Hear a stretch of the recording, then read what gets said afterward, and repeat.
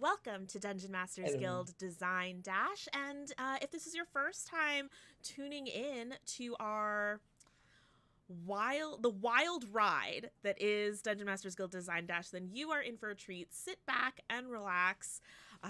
Design Dash is a bit like Iron Chef or Project Runway or any of those shows where people create on a secret theme on a time crunch, but make it Dungeons and Dragons. We've got a few awesome designers here who are going to take on the challenge of creating a D&D encounter in only 15 minutes. But before we introduce them, let's meet our hosts. I am one of them. I am Lysa Penrose, brand manager over at Dungeon Masters Guild. And I am joined by my co-host, Jack. Oh, that's me. I'm Jack. I am creator relations at DM's Guild and One Bookshelf. And our sorry souls down here are the ones who are going to creating some D&D encounters for our entertainment. First, we'll start with Benjamin, who is our returning champion. You all voted him back. So Benjamin, for those who couldn't tune in last time, who are you? My name is Benjamin Huffman. Some people know me by the handle Sterling Vermin, which is the name of my website and old blog. If you're not familiar with me from there, then you're probably familiar with me from either the Pugilist class or the complete handbook series, the complete Martialist, Arcanist, and Devout. Yeah, some great titles there. Thank you. From the other side of the world, we have joining us Christian. Christian, introduce yourself. Hello. Yeah. I'm Christian. I'm from Germany, and yeah, I write D&D content, and I'm here to do this today. Yeah, you might know me from products like Waterdeep's notice boards, or Icewind Dale notice boards, or 50 notice board quests. But I also do other stuff. I totally forgot. I wanted to ask you all a question. So we'll go back to Benjamin for a 2nd. Mhm. Benjamin, you are the returning champion. Do you have advice for Christian or David? Since I didn't even finish my entry last time, I don't know if I'm the one to take advice from, but I just started writing, and then kind of edited as I did it because your heart's going to be racing and your mind's going to be racing, and there's not enough time to plan. So shoot from the hip. All right. Yeah, just race forward. And Christian, returning to you, I'm wondering, is there something of your design style that you think people will see today? Well, I hope not, because mainly when I design, I lay down in bed. I don't know why, but it's the place where I think best. So it's over there. If you see me run there and lay down after 5 minutes, then you know I'm have a blackout. Okay. Hopefully it doesn't come to that, but you have your secret weapon if you need it. Yeah. And last but certainly not least, we have David. David, introduce yourself. Hi, I'm David, often known as Jester David online. He, him, David, not Dave.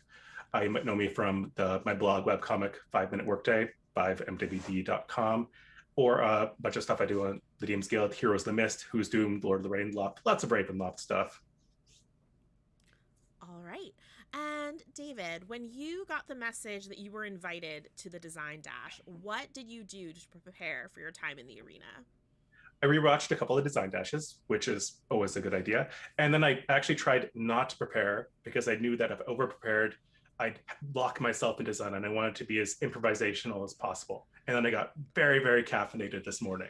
Okay, that's the most important part of the Design Dash process. So you got that on lock. Excellent. But those are our introductions. So soon we will be revealing the secret theme. But before we do that, I wanted to let folks in the chat know that you play a very important role of Design Dash.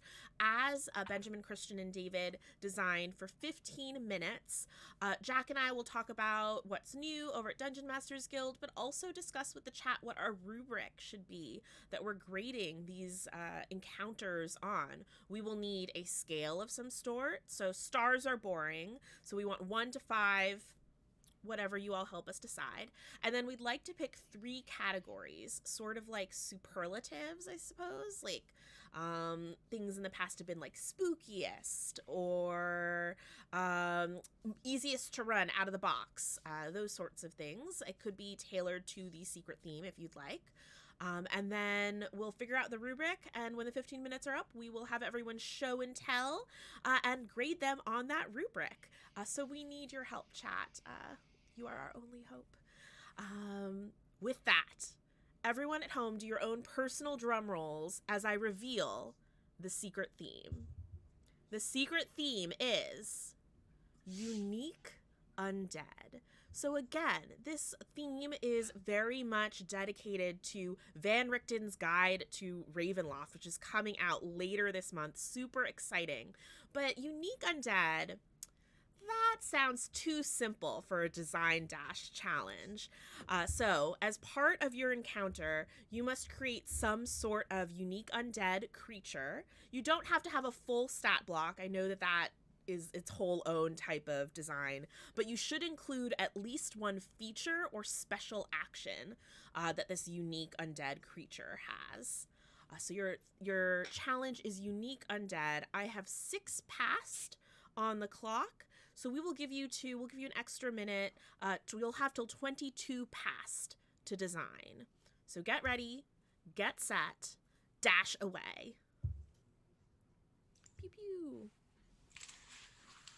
So unique undead. I see headphones coming off or being turned, the volume being turned down or muted on there. So Jack, what were your first thoughts about this category? Unique undead is it's like so broad and so specific at the same time. I feel like you could come up with a lot of really interesting things. I also could have sworn I just saw a DM's Guild title that was about unique undead in Ravenloft. Oh, really? But now maybe I subconsciously pulled inspiration from that. I did not mean to. It's a good category, I'm sure it's a very common theme with Ravenloft. Ravenloft, yeah. I agree. I feel like Ravenloft, you've kind of got to have undead in some sort of horror adventure. I suppose there's different flavors of horror where you might have another dominant creature type, but undead in general, very much associated with the horror genre. But skeletons, you've seen before. Yeah, Zombies, everybody's Zambos. Boring. So having something unique, unexpected, to really challenge players, especially those who've played a lot of D&D, I think is fun. Do you have any thoughts on what you would do if you had this challenge? Oh, Chef Kronos in the chat says undead Oblex, which just seems evil. Oblex are already so spooky. Yeah. A zombie Hydra. Yeah, an undead Hydra. Yeah, I think I would want to go something big that you don't typically see an undead version of. I really like the undead Naga, a big skeleton snake. So something like that would be really fun to try to kind of an undead mimic. Ooh, that's really interesting. Mimic? Like, can it only mimic undead things? Or anything it mimics is undead? I don't know. Yeah. So I had the amazing opportunity to preview a review copy of Van Richten's Guide, and in the back there's an image of, I think it might be the zombie swarm. It basically is like a shambling mound, but it's all made of like a bajillion zombies that are all individually like reaching out. So it's like a hand of this creature stretching out, and the hand is made up of lots of individual zombies. It's so scary. So you were talking about big monsters, and that's a lot of big monsters. Yeah. I'm trying to think of what would be a really unexpected undead. Like, I wonder if there's like a creature where you wouldn't think of it having an undead version, like a gelatinous cube or something. Yeah, an undead but it might have slightly different properties. Being like, I don't know, rotting rather than corrosive, or full of fungi. But Smells like sulfur. yeah. Oh, gross. But you know what? Why am I challenging us when Benjamin, Christian, and David are the ones who have to do this challenge? Jack, do you have some Jack's notes for Dungeon Masters Guild to share with us? Yeah, there's been some pretty cool stuff that's come out recently. Speaking of Ravenloft, there's a cool bridge adventure where if your party's been in like Waterdeep, it bridges the gap to then go to Ravenloft. So if you're looking forward to the new book and want to start a new campaign and just carry over, it's called got it here. Invitation to the Council of Monsters. That's great, because there have been 2 books set in Waterdeep in recent years, and one of them, the Dungeon of the Mad Mage, is such a mega dungeon that I would not be surprised if people are still playing. Still playing, yeah. And they were really probably, I'm trying to think of the other books that have come out since then. Those were probably the last really, really big campaign books. Mm-hmm. I mean, we had Avernus, what that book was called. But this one, I mean, those 2 books were huge, and they could span different, like, whole years. Mm-hmm. So this would be a cool way where if you're tired of the city life, you can go transfer to Barovia. Mm-hmm.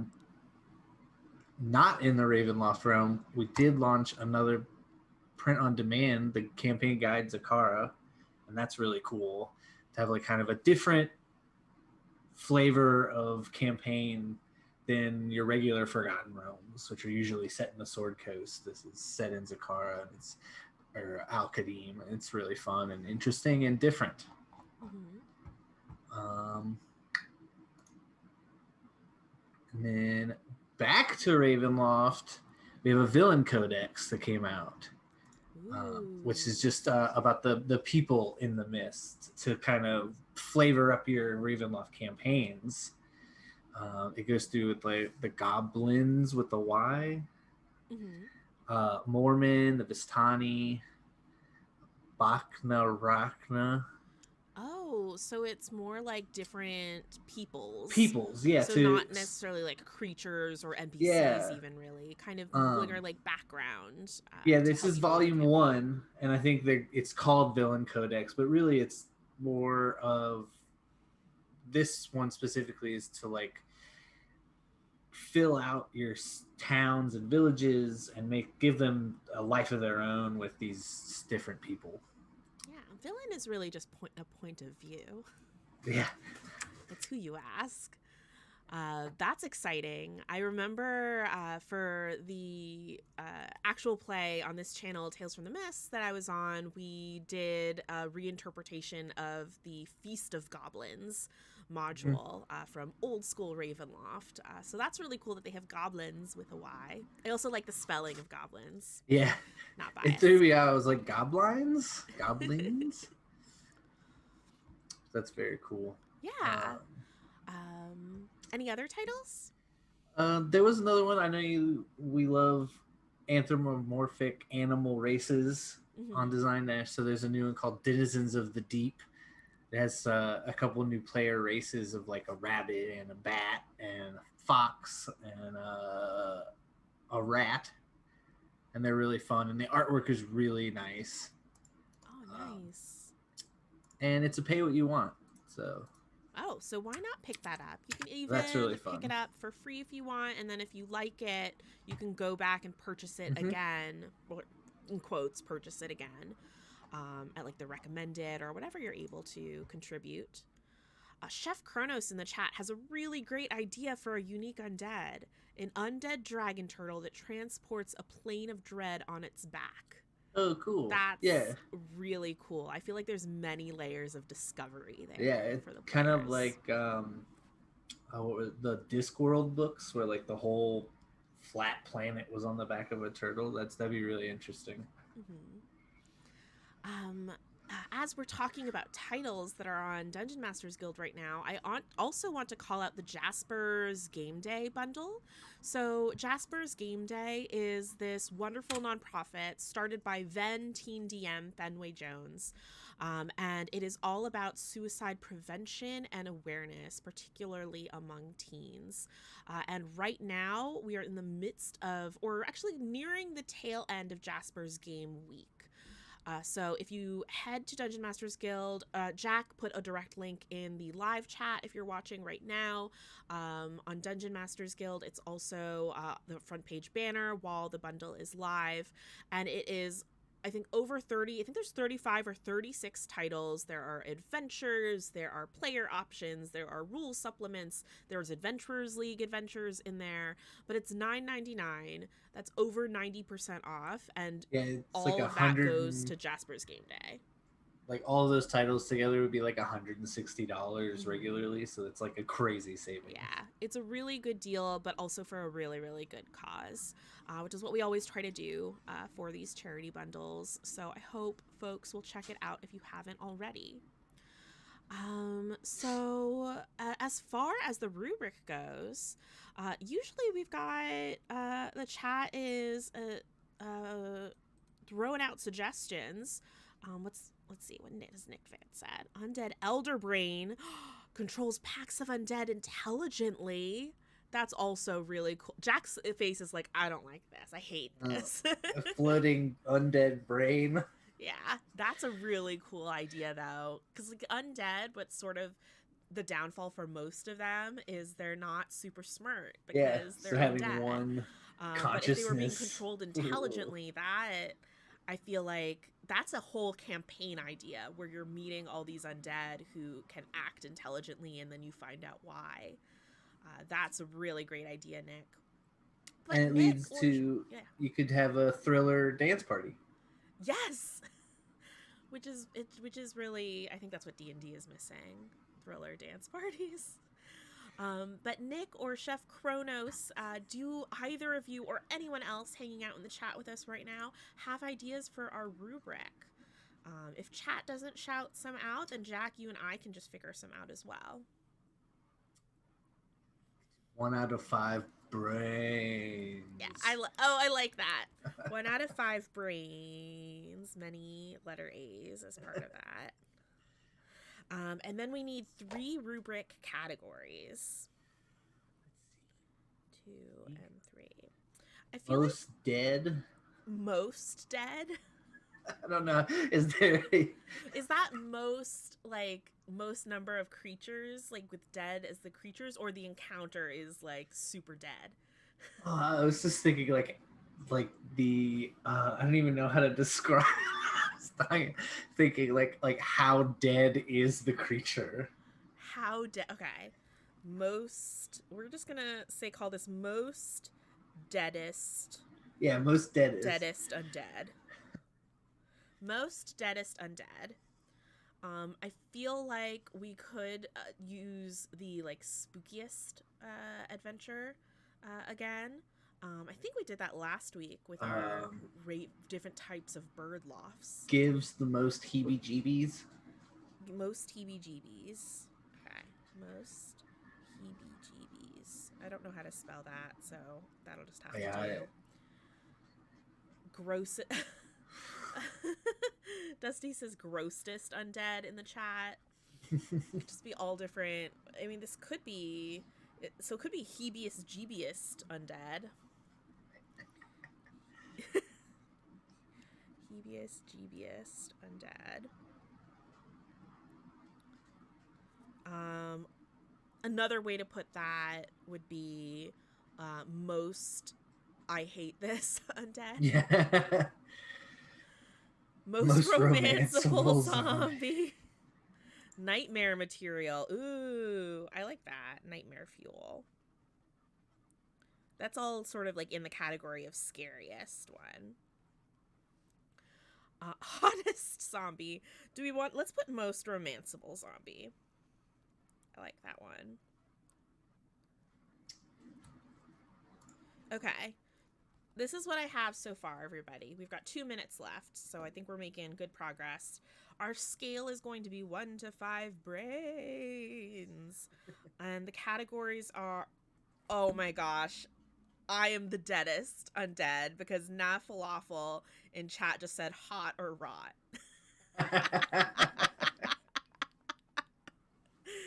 That's the best. But most deadest undead. So that would be the rot. Most nightmare fuel undead. And most romanceable zombie. We'll say the theme of this is hot or rot. That's really good. Everybody in chat give Nafalawful a round of applause for that. Ooh, it is 11:21, so we're going to call time pretty soon. Let's take just a few seconds of a peek at each person's design. Okay, Benjamin's design. I see at the top, psychic vampire. All right, cool. We're going to hurry on to Christian's design. Undead beavers. All right, okay, very cool. And David's design, Tomb of Tomes. There's a librarian lich. Now, a librarian, like, I feel like a lich would be a librarian, right? Like, they're all about magical knowledge. So I'm interested in seeing what David does to make this particular, oh my god, his name is Shushius. To make Shushius a truly unique undead. Excited for that. I'm wondering if there's gonna be a Tome Raider. Oh my gosh, a Tome Raider. I can't be mad at the puns right now, but I can call time. I'm going over to our Zoom chat. I'm calling time. I see David's hands up. I see Christian's hands up. Uh-oh, Benjamin. We're going to highlight it in pink this time. Cancel. All right. Those headphones are being turned back on, being placed back on. How are y'all feeling after that? Shaking and trembling like a newborn right now. It's like a dirty here. Just dirty. We took a very quick 2-word preview of each of your encounters, and we are very excited. Benjamin, since you're going up first and we're staring at your encounter right now, I'm going to turn it not pink because it was a lot. But I will share with you all the rubric that chat helped us come up with. The theme, we've renamed the theme to hot or rot. And we're grading on scales of 1 to 5 brains. And the categories are most deadest undead, most nightmare fuel undead, and most romanceable undead. Oh, God. Okay. And we're going to start off with Benjamin. Benjamin, share with us your psychic vampire. Sure, yeah. Psychic vampire, question mark. Okay. A notice on a tavern board requests adventurers to investigate the recent disruption in a trade route that runs through a nearby mountain range. The notice is endorsed by a local merchant of some wealth who offers a handsome reward for any who can restore the trade route to functioning order. The notice goes on to say that the town of Somnilla would be a good place to begin the investigation. When the PCs arrive in Somnilla, it first appears that the community has been abandoned. No one is on the streets, and buildings and other structures are falling into disrepair. After several minutes wandering through the town or peeking into homes, the PCs will discover the citizens of Somnilla are in fact alive, though not well. The citizens are hesitant to engage with outsiders and are lethargic to the point that they refuse to move from where the PCs find them. PCs can use ability checks to attempt to unravel the mystery of Somnilla. By succeeding on a DC 12 Wisdom Medicine ability check, a player character can rule out disease as the cause of the lethargy. With a successful DC 16 Charisma Persuasion ability check, a player character can convince a citizen of Somnilla to stay in conversation long enough to divulge that a widespread exhaustion began a month ago when a new physician came to town. A successful DC 14, 10 if the PCs succeeded on the Charisma ability check, will allow the player characters to find the house of the traveling physician, Dr. Robinson. Unlike the other people of Somnilla, Dr. Robinson appears in perfect health. He shares the PC's concerns about the people though a successful DC 13 Wisdom Insight check reveals he knows more than he is letting on. Further investigation will lead the PCs to the conclusion that Dr. Robinson is a psychic vampire, draining the people of Somnala of their will to live. A confrontation is inevitable, as the psychic vampire will not willingly leave his feeding grounds. And then here we've got some ideas for what All right, Dr. cool. Robinson can do in a fight. Dr. Robinson has a variety of psychic abilities such as telekinesis, telepathy, and mind control. To use these psychic abilities, he must To use these psychic abilities, he must consume the spirit of living humanoids.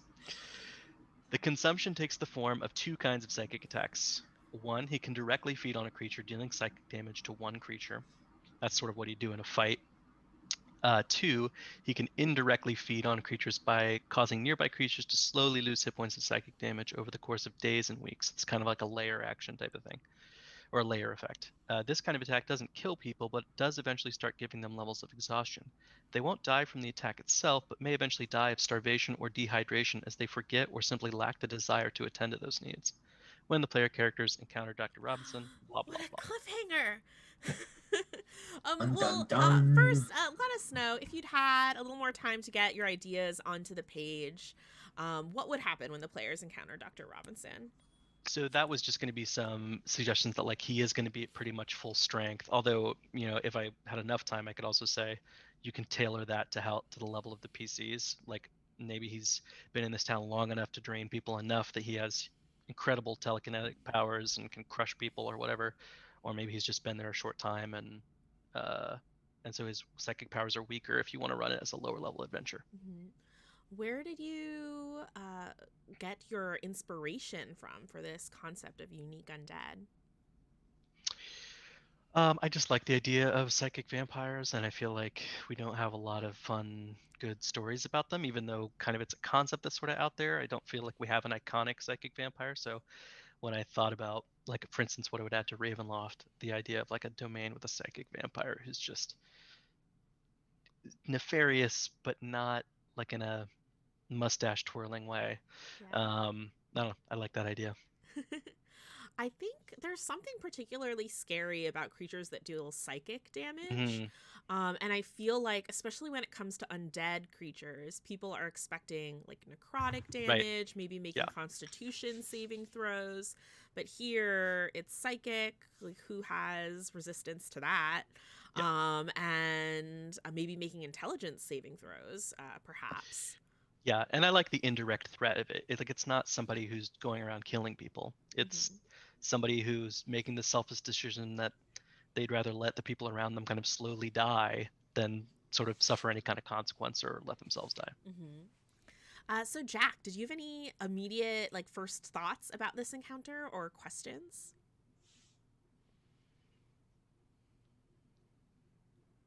Psychic vampire would that kind of be like a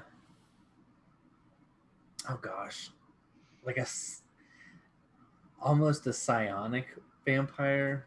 I don't know. While you're talking about that and like shooting telekinetic, I was like, oh man, a vampire that uses mind bullets.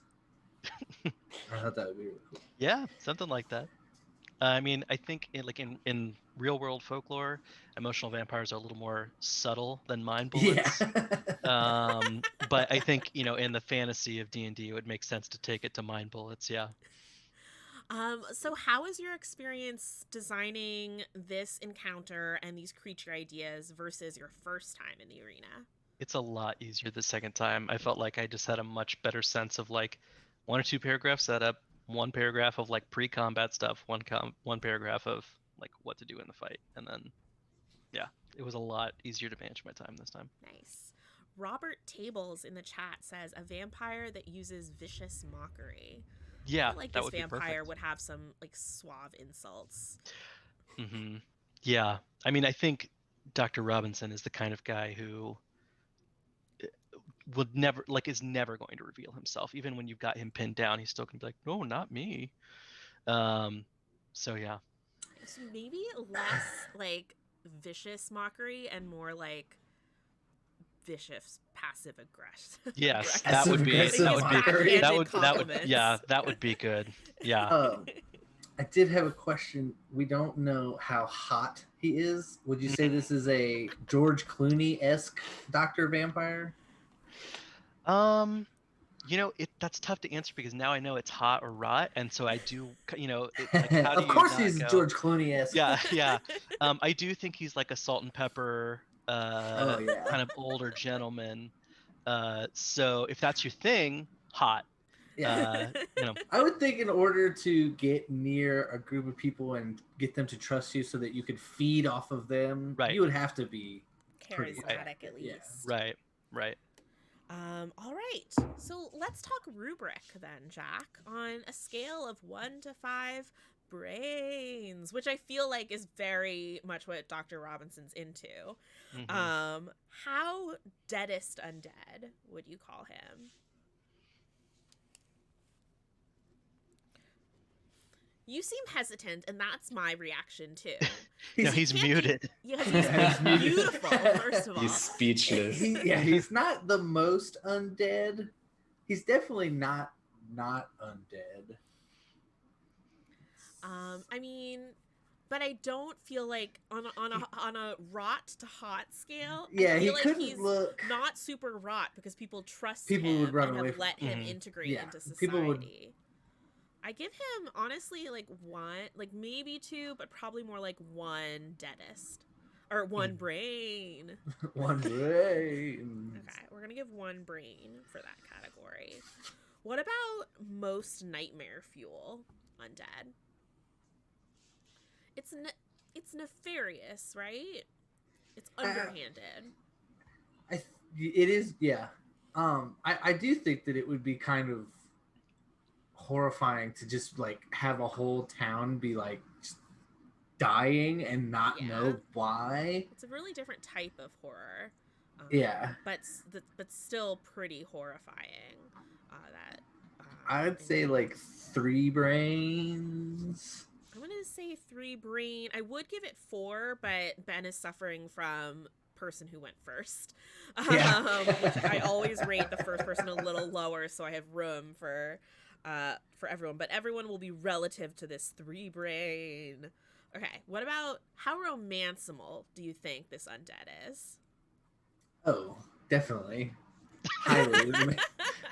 I mean, they're by nature, a psychic vampire would try to romance as many people as possible. Probably. Yeah. And he's at least charismatic enough to infiltrate the society, whether that directly translates to romanceability or not. So I'm willing to give Dr. Robinson 4 brains for this. Yeah. All right, 4 brains. 4 right swipes. Okay.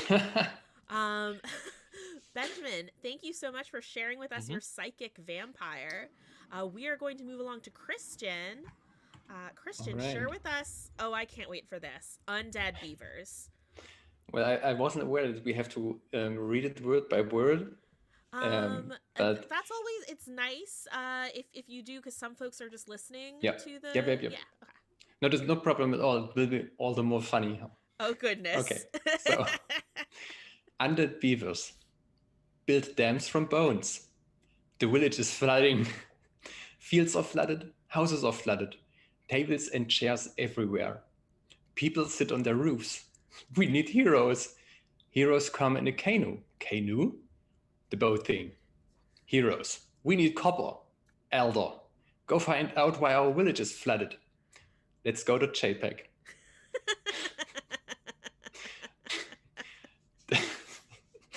The heroes search for clues. They just find it. We need to get this thing going. Water comes from south. The undead beavers go haywire and kill critters, bandits, merchants. They've built a gigantic dam of bones. It's grisly, it stinks. There's also items in the dam. The heroes are pleased. Time to kill some undead beavers. Enemies. Undead beaver, swarm of undead beaver, undead beaver high priest. Special kill moves. Undead beaver high priest. Dam of bones.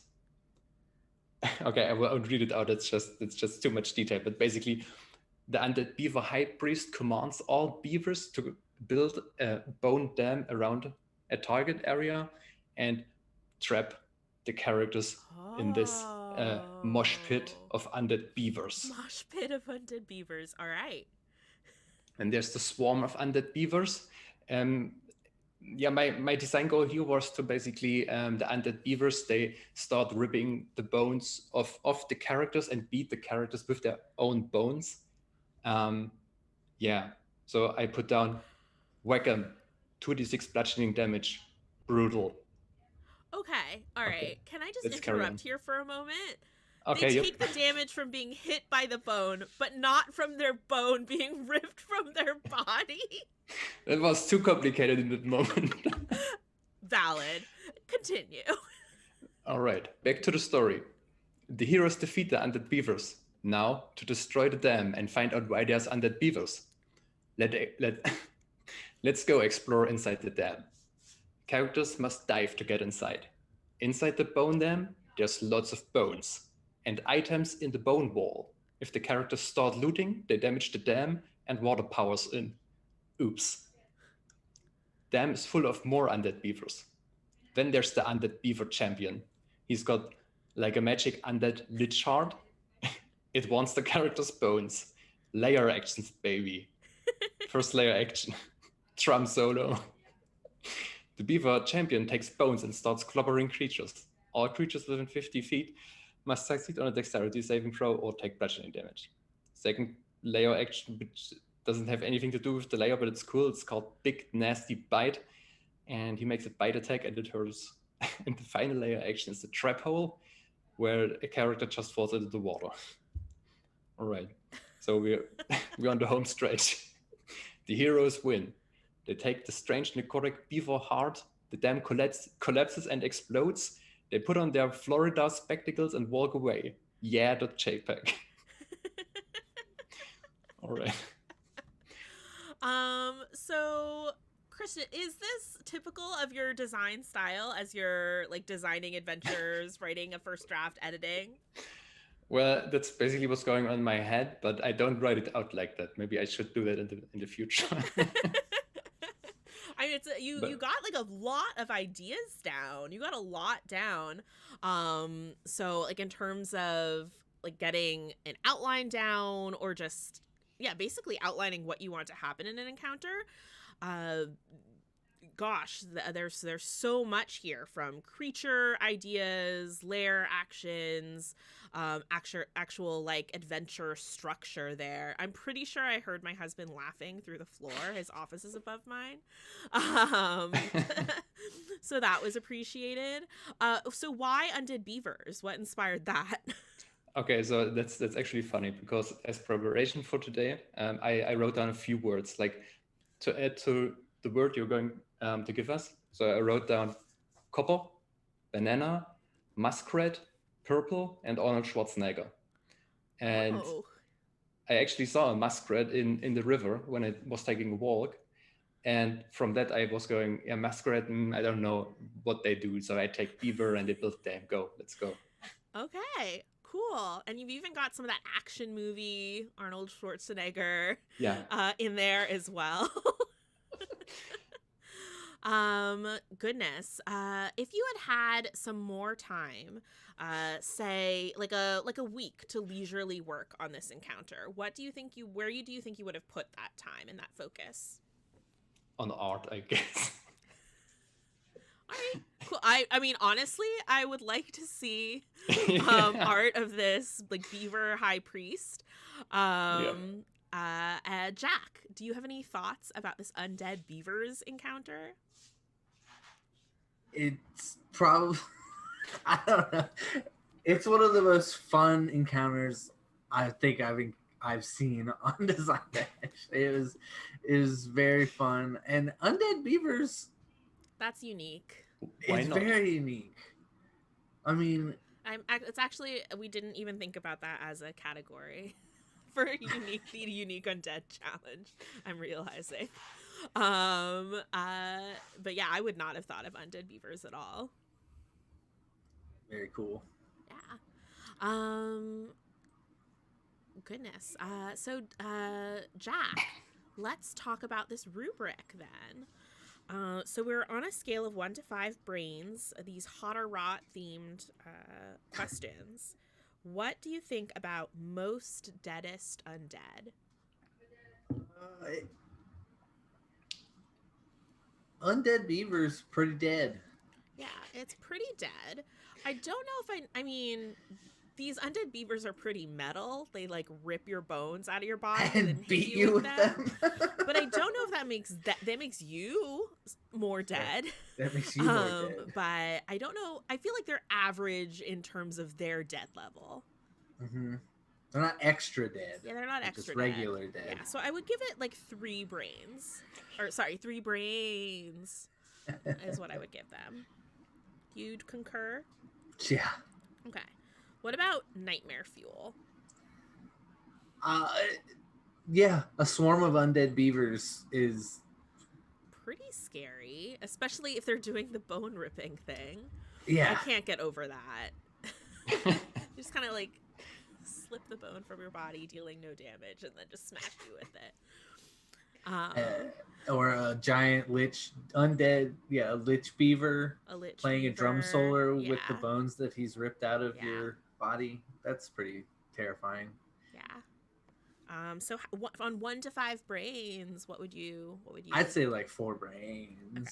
I would also give it 4 brains. Do you find them romanceable though?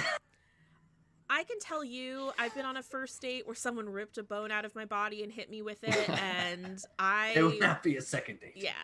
I don't find that very romanceable.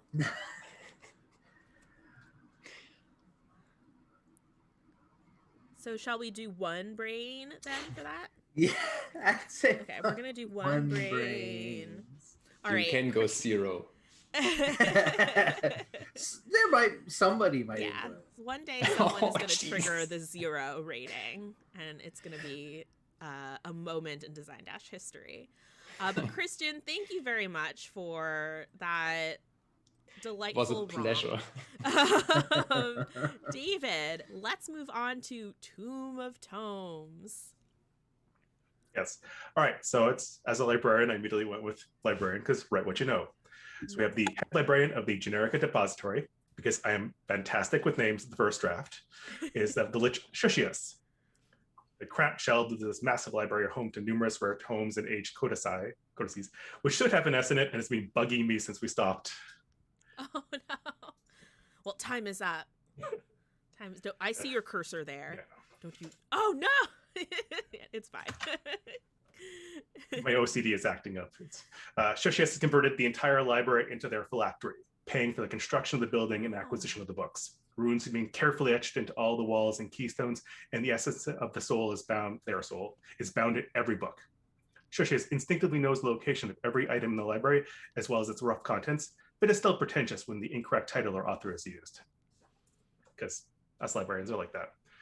So long as the library stands, or at least one book is intact, Shushius reforms when destroyed. To destroy Shushius, the entire library must be destroyed and every book inside the library must be burned. So they're pretty much mortal, because what type of monster is going to do that? Even adventurers have lines. Alternatively, if the library's collection is sorted by color instead of the Dewey Decimal System, Shushius falls unconscious until the majority of the books are restored to their correct order. The towering shelves are 10 feet high, with ladders running along the shelves in order to access the books placed high on the shelves. You can knock them over and cause a domino effect. Late fees. Books removed from the library remain a part of Shushius's phylactery for 14 days until they become overdue. Once a book is late, the patron's life force is gradually drained until they return the borrowed item, their soul being transferred to Shushius, fully fueling their necromantic unlife, which I wish I could do. Page barrage. Spooky. A swarm of loose pages flies around Shushius until the end of their turn. Creatures that start their turn in the area must make a saving throw or take paper cut damage. Oh, ouch. Those are some really cool, like flavorful and evocative features for Shushius and his lair. I really love that. So when we were doing the 2-word like previews, For yours, it was Lich Librarian. And so the first thought, well, I'm really curious how David is going to make this unique, because you would imagine a Lich being a librarian, right? Like, they love knowledge, but making the whole thing his phylactery and the really cool features that you created, especially late fees. I love that one. I feel like you definitely accomplished the prompt there. So I have the same question for you. If you had, say, a week to work on this and flesh this out as an encounter, or a location with a creature in it, where do you think you would have focused your attention? What I was going to do next is actually was adventure hooks. Why do you deal with this lich? Because fighting them's hard. It's like finding a book. What do you do with a book that you don't want to get rid of, and that kind of thing, and just like reasons to get in this library or find a book that Shushius has access to. And describing the library and other things like that. Do you think that there's anything typical of your own design style that kind of shines through in this like 15-minute challenge? I like to think that I have some flavorful powers and things like that coming in my design. For the most part is the occasional bad pun, silliness, and a fondness for books and libraries. But other than that, it's very different on my design. I tend to do much more of a kind of a paper and pen, and then kind of do the final draft kind of much more thoroughly than just randomly throwing words at the screen. That was my next question, actually. So how does this compare to your usual design process? What does that look like? It was that writing it wasn't that different, because I'll write and then I'll go back and add lines and just add another line and kind of write a bit more, then go back and edit. And so just trying to just keep going and focus and adding more and adding more and adding more and not going back was very hard to not to, and I definitely slip back there occasionally. Am I going to add something here because I have a better line there? Try not to get the perfect verbiage and just getting more rather than the exact perfect line was very challenging. It's hard not to edit as you go. Yeah. I find that very challenging as well. Goodness, Jack, did you have any thoughts about David's encounter and creature? Since the whole library is the phylactery, do you think you would come up with some cool like layer actions for the library? Like for while they're in the library? Yeah. Because like it's kind of one thing to be going into fight like the big bad, but when you find out that it can control the entire room that you're in, it seems very levels of terrifying. I also feel like just this whole concept would be a really fun transition for folks who are playing the Candlekeep adventures, who want to shift into more of like a Ravenloft thing. This would be quite cool, just as a shift in tone. Plus, I just really like library adventures, like the Avatar episode with the owl librarian. Big fan. But let's talk rubric. So, Jack, on that scale of 1 to 5 brains, how dead do you think Shushius is? Is he the deadest undead? Normal deadness? Guess it's normal undead. So when we're thinking about this versus the undead beavers, and I can't believe that's a sentence that I'm saying, I imagine Shushius is a little bit more put together and less rot, just because I feel like he probably doesn't want his library to be gross. That's true. Libraries I think of as very like clean, like calming Zen spaces. But maybe this is a gross library. It's covered in cobwebs. Yeah. So I kind of want to give it 2 brains. I feel like the beavers are deadier. Beavers, they're more dead. Okay, so we're going to give this 2 brains. Deadiest. What about in terms of... sorry, I'm seeing puns in the chat, which I refuse to acknowledge, except I kind of just did. What about in terms of nightmare fuel? What do you think? I don't know that I have nightmares about a librarian, but I'm sure that somebody is terrified of a library. and like a mean librarian. The one thing that really spooks me is that late fees one. For some Yeah. reason, that feels very like Goosebumps spooky to Yeah. me. Yeah. That you forget to return a book and you're just fading away. Similar to what we thought was scary about. I'm blanking on the town name, but in Benjamin's encounter with the yeah. psychic vampire. Also, I find paper cuts spooky, but yeah. Yeah. Ooh. So I'd say it's like a 3 or a 4, really. I mean, there's a lot of different things playing on that nightmare. Yeah. Also, you know what's really spooky? That when you're in the library, all of that is the Lich, because it's like their phylactery, so they're aware, so they're kind of like watching you always if you're in there. I'm gonna give this a 4.5 brains. 4.5 brains. What about in terms of romanceability? I don't know.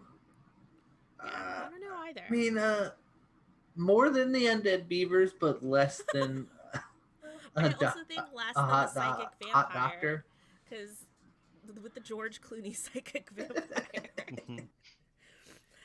I would maybe give it 2 or 3 brains for that. So we'll just say 2.5 brains.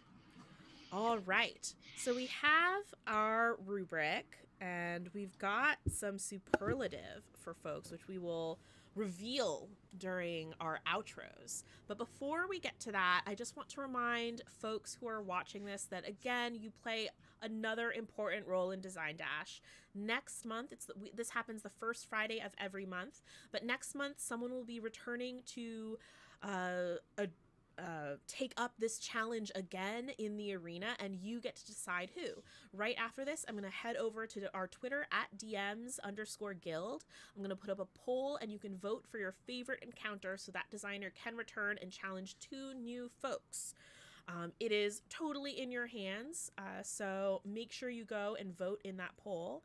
But to remind everyone who folks are, let's go in backwards order and do some outros. We're going to start with David, who had the most nightmare fuel undead of today. I am Jester David of 5 Minute Workday, 5mwd.com. That's, yeah, follow me, yay. All right. And Christian, you had the most deadest undead today. So congratulations. Let folks know who you were. Yes, I'm Christian. I have tons of stuff on the DMs Guild. Buy something. All right. Yeah, good plug. Benjamin, you had the most romanceable undead. Hot on the scale of hot or rot. Let folks know who you are. I've been Benjamin Huffman, and you can find me at sterlingvermin.com. You should sign up for the newsletter. Do it. And Jack, what about you? Jack, you can find me on Twitter at JacksNotFunny. I don't really have a lot of stuff going on. Just reading a lot of product approvals. RPG Writer Workshop is doing their Write Your First D&D Encounter right now. I think the last day for late signups is tomorrow. So you can go to our website and sign up at the last second and rush through the first week. And we'll be publishing an anthology of all of those in June or July too. So look out for that. That'll be really cool. Real exciting. That is a really great program if you're watching this and you're like, oh, well, I don't know if I want to do this in 15 minutes, but I'd love to design a D&D encounter or adventure. This is a great way to dip your toe and have a lot of guidance and support while you do it. And I am Lysa Penrose. I'm the brand manager over at Dungeon Masters Guild. You can follow Dungeon Masters Guild at DMs_guild on Twitter or Instagram. We also have a Facebook page and a group specifically geared towards creators. The Instagram is really great if you love seeing the beautiful covers that end up on Dungeon Masters Guild. And the Twitter, if you want to be kept in the loop on all things DMs Guild and also new releases, we retweet a bunch and that sort of thing. You can follow me personally at Lysa Penrose on Instagram, Twitter, Twitch, YouTube. Twitter and YouTube are where I'm most active right now. If you like D&D things, but also just random homemaking and garden things, that's your girl. Tune in next month, first Friday of the month, same time, same place, for the next Design Dash. And don't forget to head over to our Twitter to vote for who returns next month. Thanks everybody for tuning in, and take care. Bye.